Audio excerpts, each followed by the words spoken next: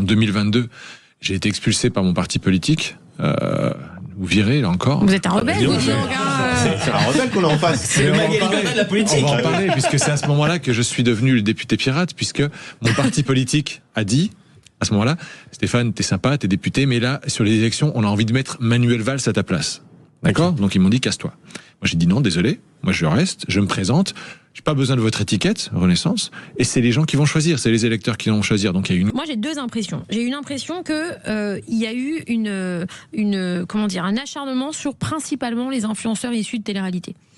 C'est-à-dire qu'au lieu de s'attaquer... Parce que moi, je connais le monde de l'influence, je pense que je le connais extrêmement bien. Ouais. Il y a des influenceurs de tout niveau, de tout type, qui ont fait de la merde, excusez-moi du terme. Ouais.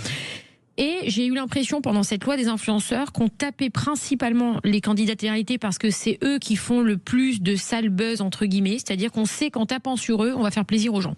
Parce que les influenceurs télé-réalité sont des gens qui... et je me mets dedans, hein, parce que on aime nous détester. Ça veut dire qu'on fait des trucs bien, on nous déteste, on fait des trucs mal, on nous déteste.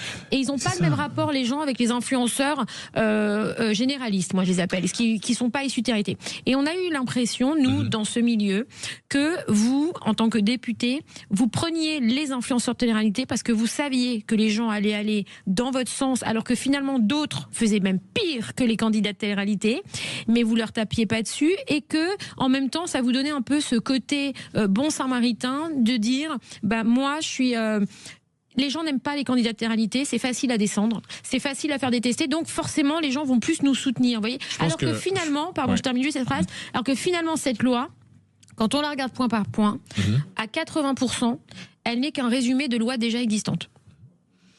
À mon sens. C'est un débat entre nous. Hein. Oui, non, mais c'est une vision des choses. Moi, je pense que vous avez une vision qui est forcément personnelle et subjective, parce que vous avez été impliqué d'une certaine manière, publiquement, etc. Moi, ce que je peux dire, c'est que j'étais au cœur de la construction de la loi avec Arthur Delaporte. Moi, je suis arrivé sur ce sujet. Pour moi, c'est un sujet théorique.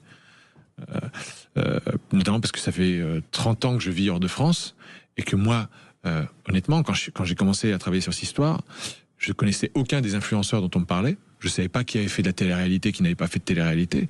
Je ne savais même pas qui était Booba, pour être honnête. D'accord ? Donc moi, je mets sur ce sujet parce que, effectivement, j'ai vu un besoin de réguler quelque chose parce qu'il y avait des dérives. Ok ? Donc, on régule les dérives. Après, s'il se trouve que ces dérives sont plus mises en œuvre par telle personne que par telle autre personne, moi, je m'en fous. On vous a parlé